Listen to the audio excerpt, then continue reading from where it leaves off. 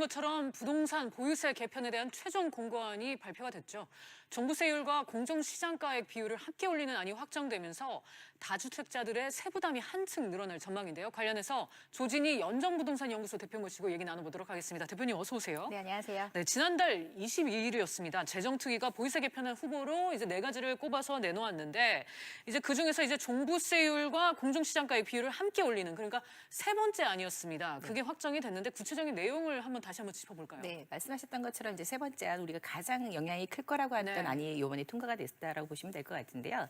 기본적으로 그래도 좀 영향이 적다고 하는 게 공정가액을 한꺼번에 올리는 것이 아니라 매년 5%씩 해서 4년 동안 해가지고 100% 현실가로 이제 적용이 된다라고 보시면 될 것 같습니다.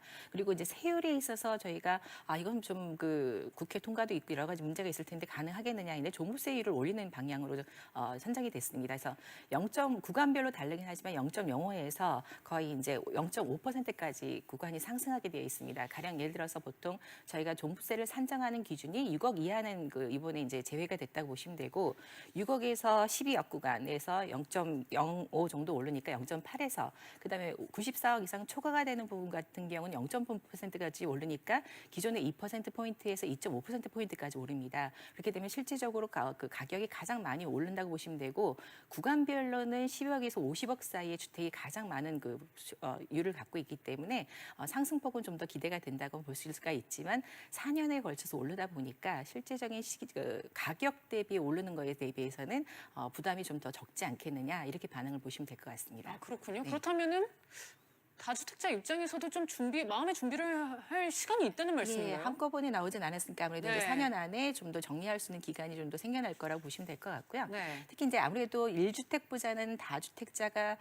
좀 영향이 크다라고 하는 게 아무래도 이제 과세에서 기준에서 공시가격에서 제해지는 것들이 1주택은 9억 원인데 이제 2주택자 이상 같은 경우는 6억 원 정도의 감가를 하다 보니까 아무래도 이제 좀 내야 되는 세금률은 좀 더 오른다라는 심리적인 부담감을 갖고 갈 것 같습니다. 네. 그래도 심리적인 부담은 있을 것이다. 그런 말씀이셨고요.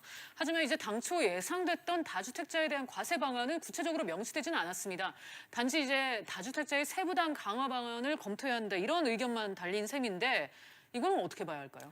아무래도 이제 다주택자에 잠깐 언급드렸던 것처럼 과세율을 놓고 봤었을 때 그 부담되는 금액이 클 것이냐 아니면 그래도 보유하고 있는 주택을 나중에 매각했었을 때 가격 시세가 더 커질 것이냐 그리고 작년 8월 이후에 올 4월 초까지 해서 어떻게 보면 부동산을 정리할 것과 갖고 갈 것들에 대한 대비책을 갖고 있는 시간들이 좀 있었다고 보시면 될 것 같습니다. 상대적으로 5년 이상의 임대사업자를 유지하게 되면 세금 부담을 벗어날 수 있는 그런 혜택들을 줬기 때문에 이미 어떻게 보면 시장에서는 반응을 좀 대응을 했다고 보시면 될 것 같고요. 단지 이번에 이제 개적 특위가 한 것이 아닌 국가공으로 좀 넘긴 것 중에 하나가 다주택자에 대한 세율을 올리는 부분에 대해서는 아직 결정을 하지 못한 부분들이 있습니다. 그래서 정부가 이번에 어떤 과세율을 정하느냐에 따라서 추가될 수 있느냐 아니면 이 시장 상황에서 좀 더 안정화가 갈 수 있느냐 아마 거기를 더 많이 바라볼 것 같습니다. 네. 또 논란의 다른 한 축이었죠. 똘똘한 한 채의 세율 문제인데 이거가 올라가긴 올라갑니다. 하지만 이제 세부담이 그렇게 크지 않을 것이다. 이런 예상이 나오고 있습니다. 네, 지난번에도 지자체에서 문제가 됐던 것 중에 하나가 강남 주택이 고가 주택이 있는데 이게 실제 실거래가 기준의 과세가 아닌 공시가격 기준입니다. 그래서 지자체가 60%를 정하는 것이냐, 80%를 시가 대비해서 정할 것이냐에 따라서 과세안이 달라집니다. 그러면 실제적으로 가격이 굉장히 높은 고가 주택인데도 불구하고 과세 표준화 1주택에서 9억 원까지도 공제가 되다 보니까 오히려 보유하고 가고 가격 상승폭은 더 늘어나는 그런 기한 현상이 나타나다 보니까 똘똘한 주택은 가져가자. 시장의 상황은 또 오히려 그렇게 반응을 보인다고 보시면 될 것 같습니다. 네. 그런데 문제는 이제 시장 반응이죠. 전반적으로 보면 시장에는 큰 영향을 미치지 못할 것이라는 의견이 지배적인 것 같은데 특히 이제 강남 집값을 잡을 수 있겠느냐. 이런 지적이 나오는 것 같아요. 네, 좀 조심스럽게 표현을 해야 될 것 같은데 오히려 가격은 이제 좀 관망세를 가다가 오를 것이라고 봐야 되는 것 중에 하나가 네. 최근 들어서의 어떤 가격 상승폭을 놓고 보시면은 1월 달부터 6월 달의 가격 상승폭이 누적폭이 3.8% 정도 포인트 정도 됩니다. 네. 2008년도 6%대에 달했던 상승폭 중에서 가장 높은 상승폭이었고 오히려 작년 하반기 전체 1년 동안의 상승폭보다 오히려 올 상반기의 가격 상승폭이 더 더 크고 있습니다. 규제가 있고 보유세가 강화가 될 거라는 예상치가 나오면서도 불구하고 가격이 계속 오르고 있는 거는 실질적으로 시장에서 부담해야 되는 세금보다는 앞으로 오를 수 있는 가격 기대가 더 크다라는 시장 반응이라고 보시면 될 것 같습니다. 그렇다면 여기서 저는 궁금해지는 게 왜 정부가 이 정도의 수준의 권고안을 내놓는데 그쳤을까요?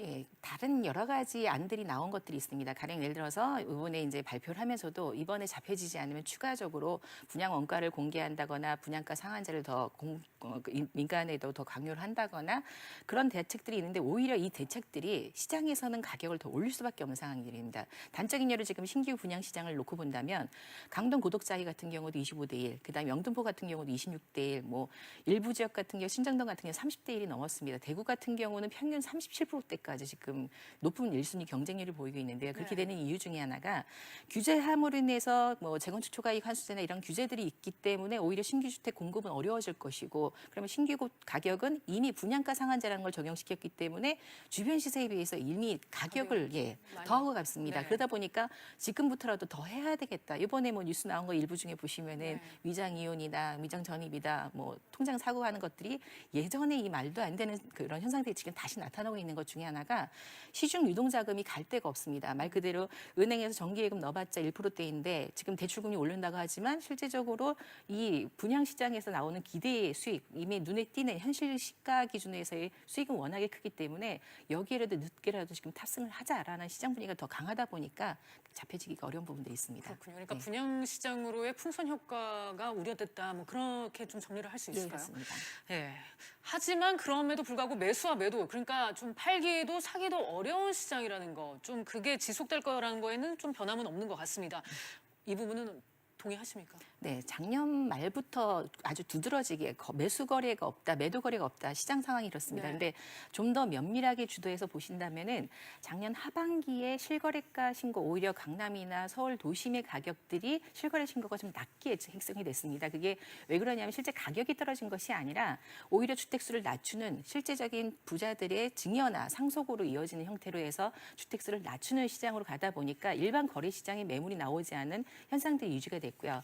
재건축 규제에 따라 진행을 하다 보니까 조합에서 오히려 사업을 늦춘다거나 해서 이것들을 이제 대피할 수 있는 기회를 만드는 어떤 사업에 규제가 나오면 그 사업을 대처할 수 있는 방향으로 시장이 가다 보니까 매물은 없고 그러다 보니까 규제는 점점 늘어나는 데 하지만 시장에서 가격이 떨어지지 않다 보니까 매수자들은 그럼 좀 더 사야 되겠다라는 그런 시장 분위기로 전환되고 있습니다. 그러는 와중에서 말 그대로 똘똘한 주택은 계속 유지가 되지만 기존부터 팔리지 않은 악성 주택, 그다음에 지방의 미분양 물량들은 점점 쌓이는 기한 현상들이 계속 나타나고 있다고 보시면 될 것 같습니다. 네.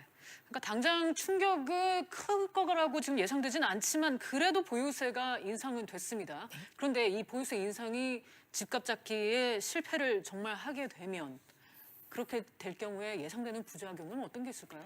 아무래도 지금 잠깐 먼저 말씀드린 것처럼 오히려 신규 분양 시장에 더 뛰어들어야 된다. 네. 그리고 예를 들어서 이제 내년부터 이제 예상되어지는 전세 보증금에 대한 과세 기준안이 이제 어떻게 통과되느냐에 따라서 시장 부분은 좀 달라질 것 같습니다. 말 그대로 이제 그 틈새로다가 빠져나갈 수 있는 것들이 저희가 많다라는 표현을 쓰는 게 소형 주택이라든가 전세 보증금 기준은 3억 이하의 주택에 대해서는 오히려 비과세 혜택을 유지를 한다라고 한다면 이 틈새 시장, 그래서 최근 들어서 이 발표가 나서 강북 지역의 아파트들이 가격이 더 오르기 시작했고 특히 이제 박원순 시장이 3선을 성공을 하다 보니까 박원순 시장의 그 서울시 정책에 따라서 서울 역세권 아파트들이나 주택에 대해서는 오히려 가격이 더 오를 것이다라고 해서 지금 더 그 시장 가격을 교란시키는 상황들이 나타나고 있다고 보시면 될 것 같습니다. 네. 그래서 부작용이 좀 더 있다고 보시는 게 맞을 것 같습니다. 그다음에 마지막으로 부동산 시장을 안정을 시키기 위한 추가 대책 어떤 게 또 나올 수 있을까요?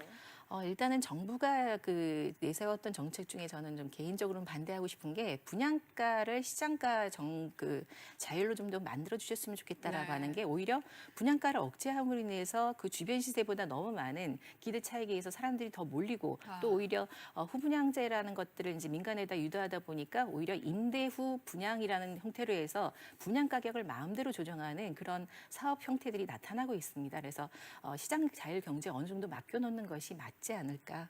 개인적인 판단이 그렇게 하고 있습니다. 알겠습니다. 네. 부동산 시장 안정시키는 거 참 쉽지 않은 것 같습니다. 예. 대표님 오늘 말씀 여기까지 들을게요. 네, 감사합니다. 감사합니다.